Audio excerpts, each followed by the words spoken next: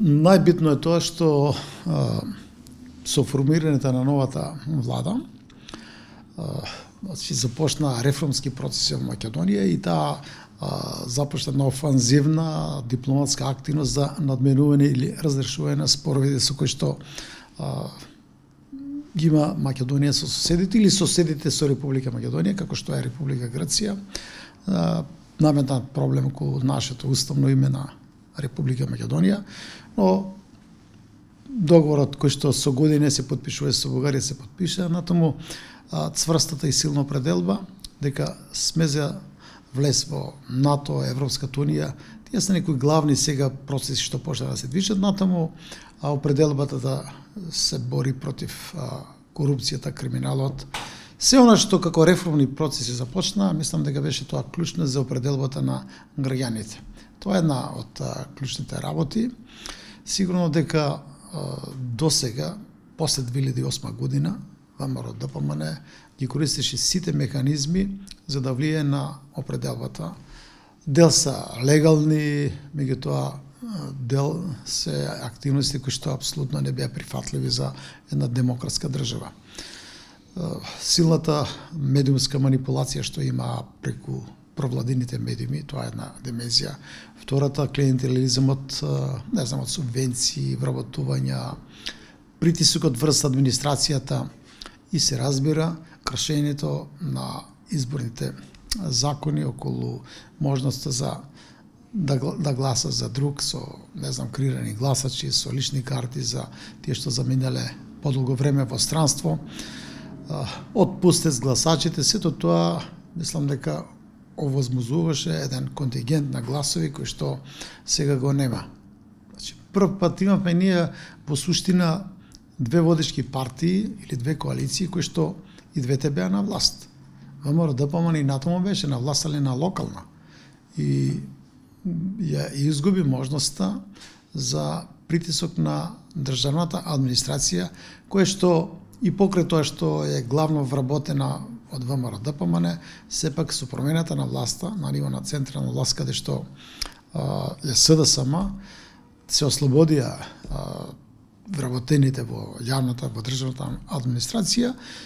и клучно за трета работа, трет елемент битен што граѓаните слободно се определуваат за кого ќе гласат. Тоа беше клучно, дали ќе сака да излезе да гласа, прво тоа да не е под притисок да мора да излезе, второ слободно да гласа за таа политичка опција, коалиција за која што смета дека државата може да ја движи во подобра насока. И мислам дека тука сосема е известно дека битно, круцијално беше за граѓани да се определат за промени и тие промени не можеа да продолжат доколку дадоа поддршка на ВМРО како опозициона партија. Значи промените се водечка сила што ги мотивираше граѓаните да поддржат провладината политика и со тоа ВМРО-ДПМН прв пат да ги изгуби објективно изборите, но не само тоа, туку тоа е класичен дебакал. И меѓу другите анализи што се прават сега, во текот на изборниот ден, речеме ние во Демократскиот сојуз добивавме информации дека многу населби, населени места каде што се знаат дека се провоморовски, главно не излегува да гласат. Имаше коментари дека ќе излезе, не може да гласа, не сега да гласа, да поддржи и поред тоа што е член на партијата, затоа што таму нема реформи, нема промени, остана врвот на партијата исти и тоа влијаше на осипување на гласачкото тело на ВМРО-ДПМН и резултатот е познат. Значи доживеа они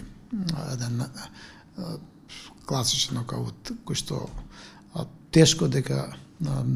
за брзо време ќе го надминат овој пораз. Повеќе елементи кои што влијае на своевиден притисок под пресија, тоа е по многу елементи, но главно е дека граѓаните не можеа слободно да се изјаснуваат, поготово тие што на еден или друг начин беа зависни од партијата на власт, од ВМРО-ДПМН. Голем број на граѓани се вработени во администрацијата, во основни и средни училишта, натаму голем број на земјоделци беа под притисок да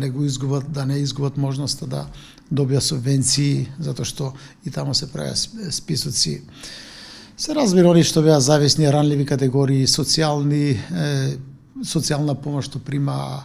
Сето тоа беше под силен притисок дека мора да гласа за владеачката партија, за ВМРО-ДПМН. После збором,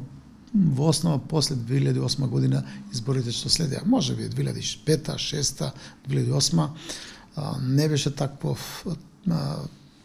системот воспоставен да една партија одлучува за се и да раководи со се во државата.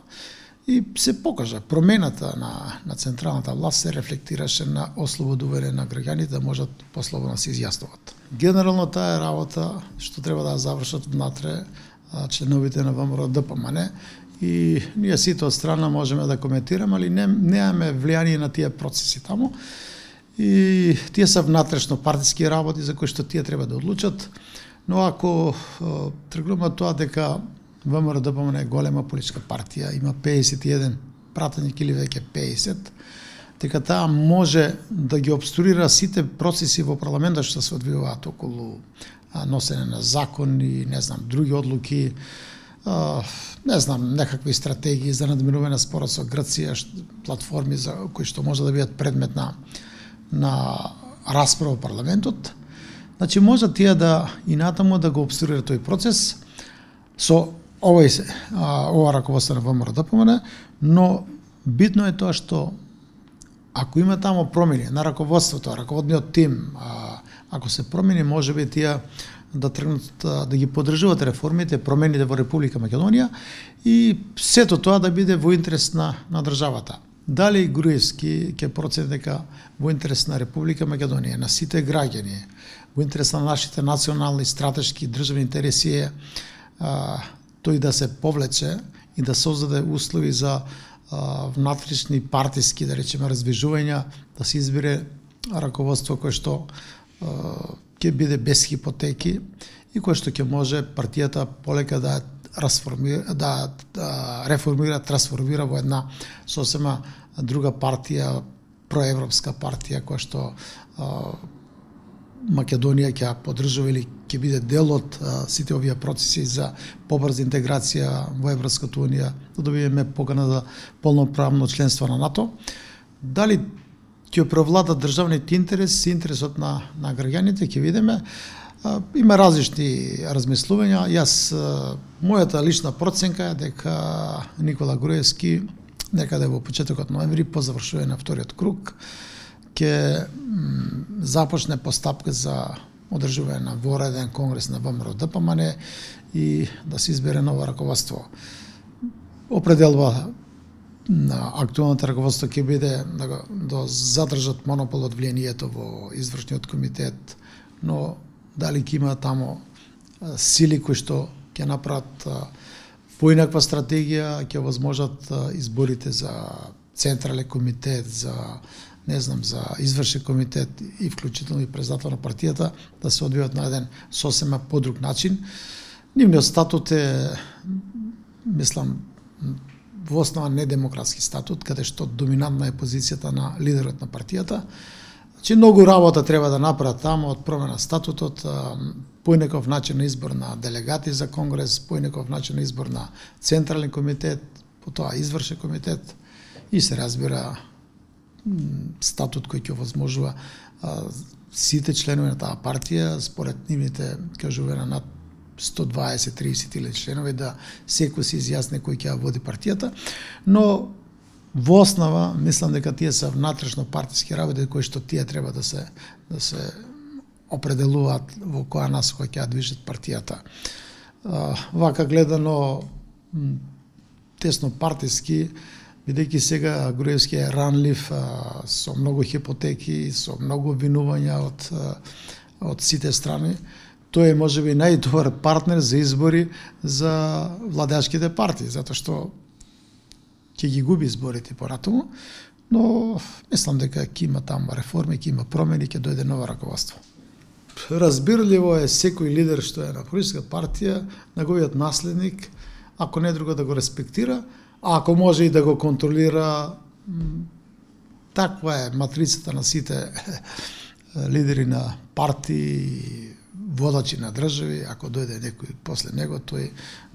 преку него да продолжи со владењето. Веројатно тоа ќе биде определбата, но има една друга работа. На Лјупчо Ѓорѓиевски беше цврсто пределбата да биде Никола Груевски, сметајќи дека тој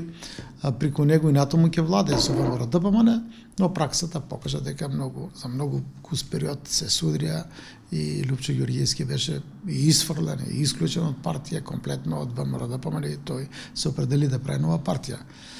Промената какви да е и какви да се стратегиите да тој што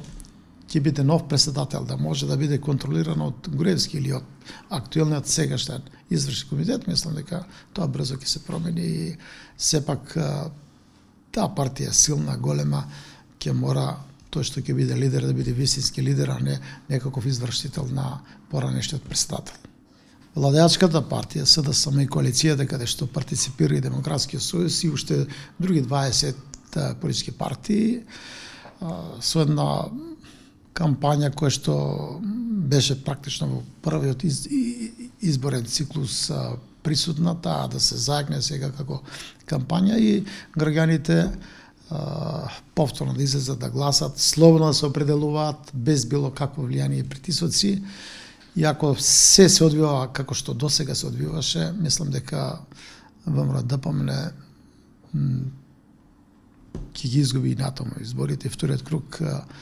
и оние општини каде што се надева, каде што постојано добиваше ВМРО-ДПМН, како што е Газиба, или Кисел вода, Бутел, тие ќе ги изгубат. Ќе изгубат и во Пробишти, во Виница, во Штип.